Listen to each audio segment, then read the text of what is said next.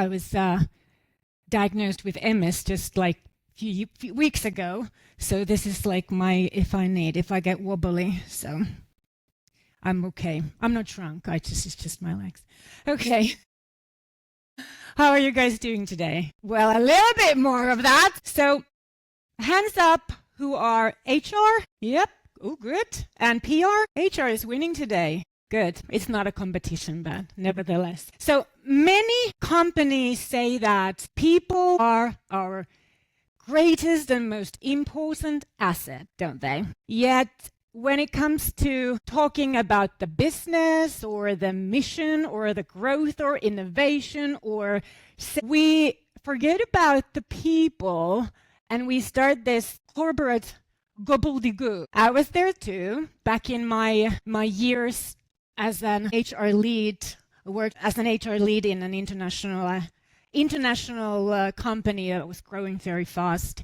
And I too thought that it was all about those polished sentences and corporate voice, like really wonderfully meaningful or meaningless, it turned out, messages. And as the HR person, I realized that it was an embarrassing moment. I realized that, wait a minute, if we're saying that people are our greatest asset, we're hiring people, not machines. We're selling to people, not machines.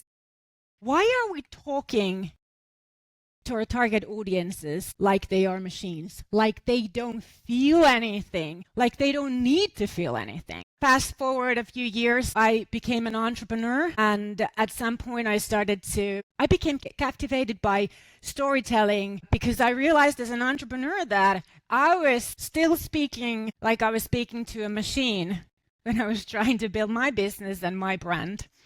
And I found the world of stories, and that kind of switched the light on for me. I don't need to introduce myself because that was very humbly done already. But what I want to say to you is that today we're going to explore together what storytelling in business can mean for us. And I'm going to present to you not the entire magnetic employer branding method, because I need more time than 30 minutes. But I'm going to give you a takeaway in the form of a story-driven formula that you can apply as soon as today or tomorrow in your business communication, with the intention of, I am talking to a person now, I'm not talking to a machine. But I want to start with a CEO story that I think that we can all relate to. So several years ago, I had a client, and the company was growing very, very fast. They were acquiring businesses and merging, and they were in the technology sector in Finland. And the CEO was like the poster boy of high achieving, in his 40s, successful tech CEO. And they were selling like crazy. And then what happened was that they could not hire enough talent, tech talent, to actually deliver what they were selling. So the CEO got annoyed and irritated and worried and stressed out. And obviously the sales director had the same struggle, and it all was pushed back to the tables or the desks of HR, recruiting, and also PR, the communications. Why are you not doing your job? Why are the talents not applying our jobs? Because we are a very successful, wonderful company with really strong reputation. We have an amazing success rate. We have a really good culture, and they were known for their culture. And it's just amazing what these people could do if they worked for us. And he told me this, and I was like, well, why aren't you communicating that? For sure, that's more exciting than we are this high-achieving company and we employ many people and It's all about us, nothing about you. So fast forward a year, and I meet up with him again, and I don't see a successful, powerful poster boy on this lunch table with me. I see a defeated man. I'm like, what's going on? What happened to you? And he was like, well, last time we met, after that, I decided to solve this talent acquisition problem because obviously our HR and recruiting could not do it. So I bought an agency with about 50 people who matched the recruitment profile that we were looking for. And I thought that this is problem solved. We're going to meet our business goals and, deliver what we sold and so on. But it didn't happen that way. It ended up in a year-long chaos. Half of the 50 people resigned. They have major cultural problems with the new agency. There was no cultural match whatsoever. The leaders or the middle management in the company burned out trying to fit everyone in. And they ended up also losing people from their existing teams. So he told me that this really backfired and it cost us €1 million that year on the top of what they paid for the company. €1 million is like 2 million in your currency. So it was quite an expensive recruitment campaign, I would say. And that moment kind of stuck with me because by this time I'd already explored storytelling for my business benefit and how I would communicate with our clients. And I started to think maybe we could apply this also for talent-related communication. And this takes me to you, the power duo that we need. All communication that we want to push and share and distribute, even promote, we need to target it very well to the specific people that we want that message to move. Who knows our target audiences internally and externally better than HR and talent acquisition? You sit on the top of so much insight and data about the desired people behavior and profiles. Your PR department or your marketing department, they don't know this target audience like you do. But then you have your counterpart in communications. They know how to use persuasive communication, words, how to play with words, how to really impact with messaging. It's probably easy for them to also learn how to use the story formula. But they need to know who to use it for, what is the problem that we're trying to solve, and what is the solution that we can provide. So the HR is bringing it in this. Now, as I said, I worked for 10 years in HR, but I actually graduated from university with marketing and PR as my major subject. So I'm kind of your love child. I'm like the best of both worlds, right? So that's why I probably think that we together make the best duo, and we'll invite marketing if we need them, but I think we don't need them that often, do we? Because if the message doesn't work organically, there's no reason to promote it. It's just a waste of money. The problem in this world is the attention. When I started as an HR, there was no social media. I remember that on my second year as an HR, in my first HR position, we got career site, but it only had our address and a picture of our offices and just where to send the applications. So that was more like a poster of directions, how to find us and how our office looks like. I'm that old. And then came social media, which I always said that this is like a gift for HR people and communications people, because now we have this media that feels like it's free. Obviously it's not, but feels like it's very free. And we can use it to reach people. We can use it to build networks and relationships with people that we may not find in this face-to-face world. We can be our own media. We don't need anyone else outside the company necessarily to help us with this. And the more and more we started to use this opportunity and suffocate the internet with the good and the bad and the ugly content, we led into this era where attention is no longer default. We have to earn it.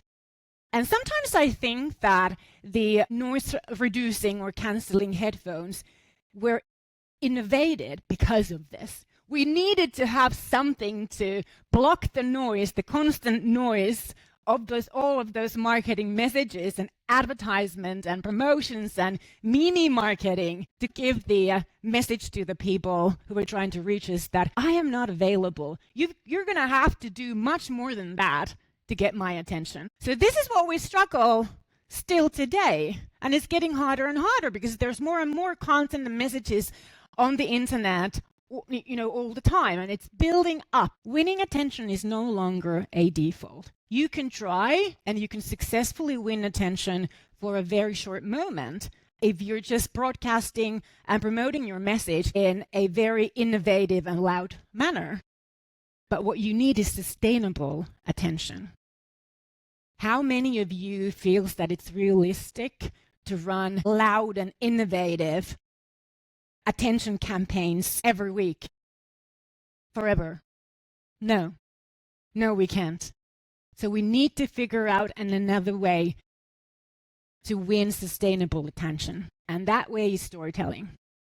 Now, when we talk about storytelling, this is not like a marketing gimmick. This is a 2,500-year-old neuroscientific system of how messaging impacts our brain. And I am so fascinated by the brain, by the way.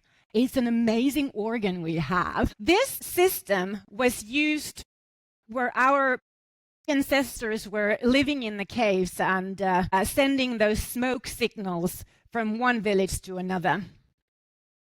And the reason why storytelling is the most effective means of communication, there's no other way of communication that impacts the human being like storytelling, is that it affects the sensory and motor areas in our brain and releases hormones such as oxytocin and dopamine that impact the way we react to the message. And we can use this neuroscience in employer branding and other business communication for our benefit. What we need is a relatable story. It doesn't work if we just choose whatever story we come up with. It has to be relevant for the person that we want this story to move.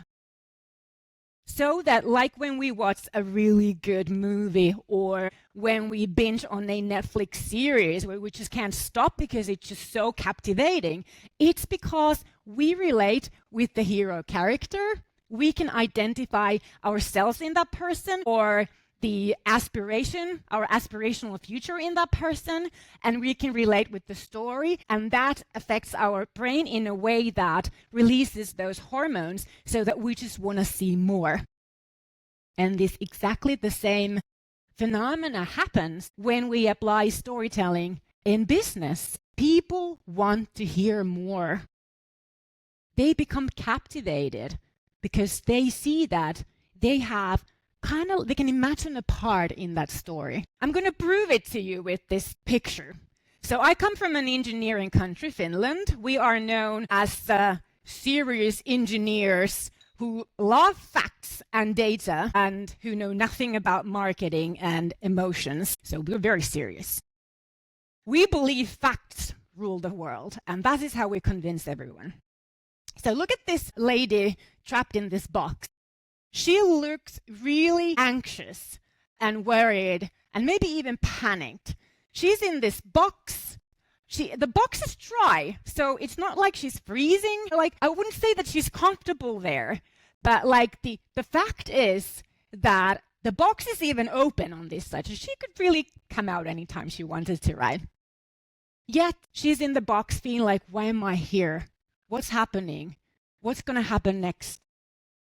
She is panicking, starting to panic, and forming this vision of what my future looks like or may look like if I don't get out of here. Now imagine the same scenario in your business, in your organization, when your business is growing. If it's growing really fast, it means that your culture is changing, you're getting more people on board, it's impacting how work feels like for people, their employee experiences.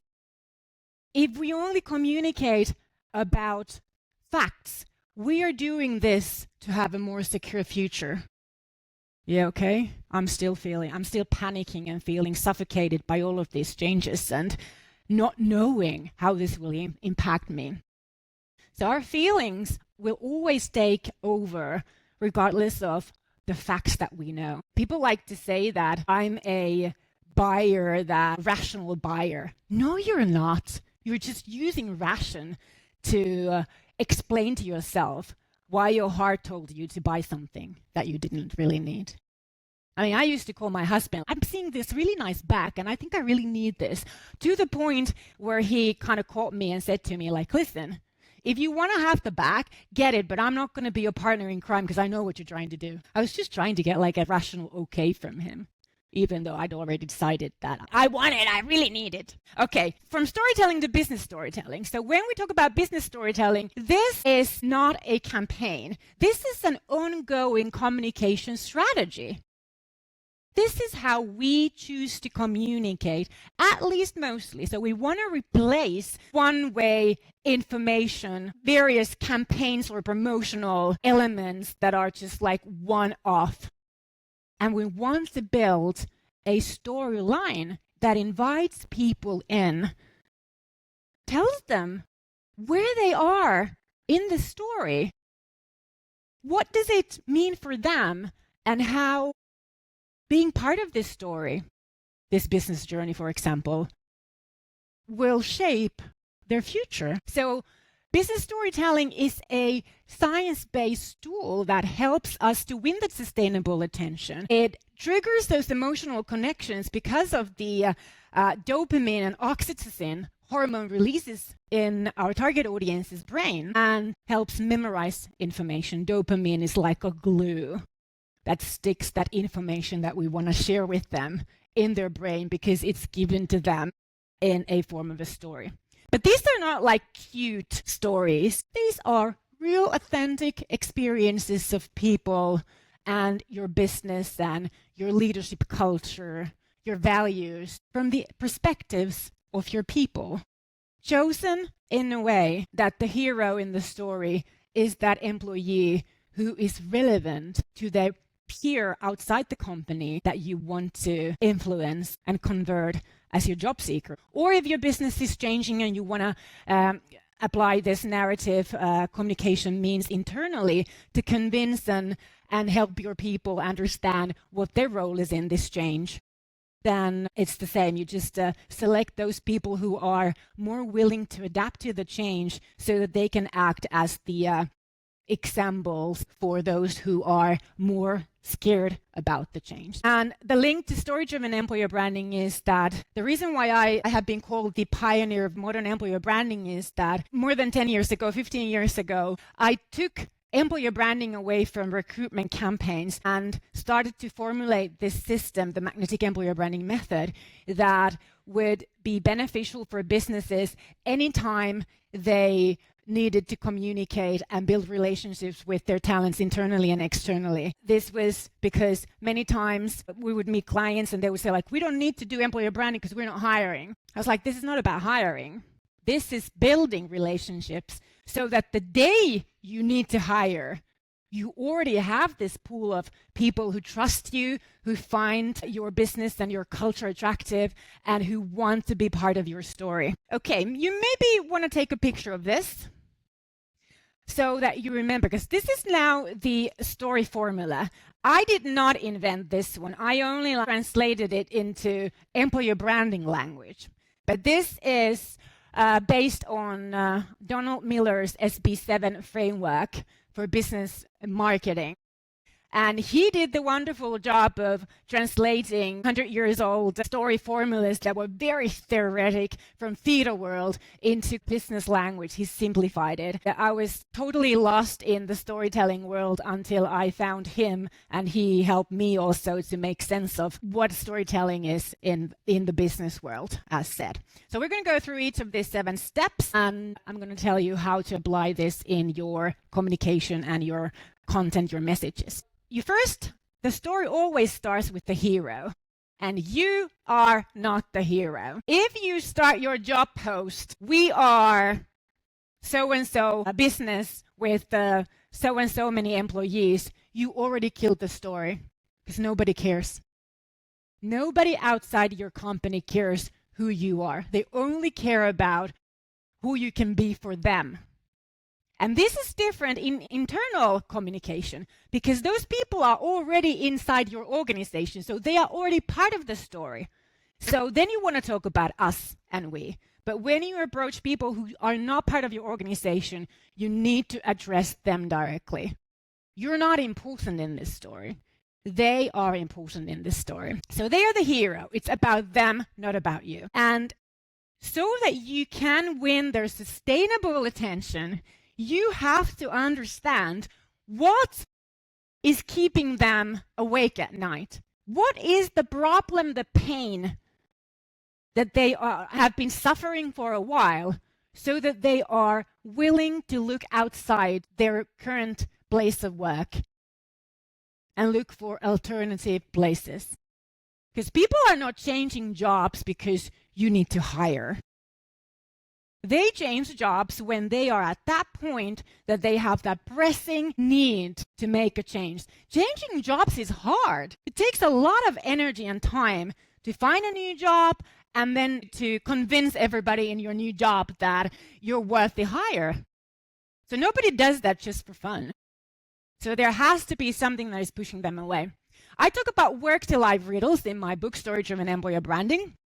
These are the kinds of pains that keep you awake at night, such as burnout, or this company has overgrown me, I no longer feel at home here, I don't really match with the new leadership culture, these are not my values anymore, I'm not able to grow here the way I want to, or I have a work-life balance problem because I'm a new mom or dad, and I'm having problems at home because I'm spending too much time at work trying to obviously contribute and live like this culture has been built in, that we spend evenings and mornings and nights here in the company. So this is a personal problem that has gone so bad that there needs to be a change. This is the only way that you can influence these people so that your story will become relevant for them. So then comes you. This is you. This is the Obi-Wan Kenobi to Luke Skywalker. So you are really important because your talent, your hero character here, cannot survive without you. They just don't know it yet. And the purpose of this story and the entire story-driven employer branding is to make it obvious to them, make them feel that what you're doing is so relatable to them, their pain points, their aspirations and desires. Give them evidence of people like them who've struggled also, and look the life that they live now because they're working here. Look at the career that they have. So your role is to be the guide, the go-to person, so to speak. I like to talk about organizations as organization persons because I think that we can better relate to organizations when we think of them as that they are like a person too. So you are the empathetic, experienced guide that they look up to. And you need to provide them with a plan forward. How to get out of this hellhole. How to stop this struggle and give me something that I desire. Get me from where I'm now to where I want to be. And the plan is always something very simple. This is not like a full-fledged career plan where you promise them this and that over the next few years. In a job post, this is as simple as 3 steps. Make sure you understood what this role is about. Prepare your application and send it to us. That's simple. When we want to get fit and lose weight, we hire a personal trainer. And we want to have a really simple plan because we don't want it to sound like so overcomplicated that we know that we can't execute it. So keep it simple. That's what our brain likes. And then what is typical in most business communication is that there is no call to action. It's like only marketing has the right to use call to actions. Buy now, send application, subscribe to this. No. You want to tell people what you want them to do next. And then you want to provide them with the stakes, the cost of doing this versus not doing this. And you want to emphasize the cost of not doing this. Because funnily enough, even if we're promised something good, We tend to act when we're promised or when we're told that if you don't do this, then you will lose this opportunity. That's a more powerful and more persuasive way to get us do what we want the person to do. So we have to provide them with the stakes. We have only a little time left. So what I want you to do, so that there's time for questions, I wrote you an example. So maybe you want to take a picture of this. So this is what this story formula looks like when it's a copy text on your career site. Everyone got a picture who wanted to? Because I have another one for you. Social media career post. Now this is what would be what I call a traditional career story posted as a social media post. Take a picture of that too, so you see you can compare them. It's really boring. It's like, I don't care. You see that on LinkedIn and you're just gonna like, nothing to do with me. And then this is how you would use the story formula for the exact same thing. It's a story. It's not like a CV in 2 paragraphs. Everyone got a picture of that who wanted to? Good. So I want to end this keynote to this final thought that modern employer branding is not a part of your business strategy. It's your business strategy, because people are who move your company forward. Even though we have this opportunity to use AI, it's still going to be people who move your company forward. So you want to have them experience how to live the story, how to feel it. And the same applies to sales and customers as well. Because when they feel it, they trust you, and that builds loyalty. They advocate you forward. I think it's the most underused competitive advantage that we can have in business. Thanks to your power duo, you can make this happen. Right. I want to put this here if you want to have a little gift discount on my book, so where the entire method is explained with examples. And then there's also a whole list of free downloadable tips and tricks and content for you, so that you can start building your story-driven employer brand tomorrow if you want to. Thank you. Thank you. Thank you so much. Thank you. Thank you. A pleasure to listen to your Thank storytelling wisdom. So we have a couple of questions. Yes. 2 questions. Yes. And please, short, concise answers is my request. First one, what makes a story memorable? Feelings. Feelings. And the feelings are being triggered when you talk about the pain and the problem, which is what every company does not want to talk about. And that kills the story. Yes. Feelings and addressing and talking about the painful points. Yes. You have to talk about the elephant in the room. Absolutely. Otherwise, we avoid it. It's going to crush us. Yes. Number 2, can storytelling ever be too polished? And if so, how do you know when you have crossed the line? It's too polished when you don't address the pain. Too nice with sugar coating. Yes. This is what I called a short answer to a short question. Thank you so much. It was a pleasure to have you. Please. Thank you. Thank you. Thank you. Thank you.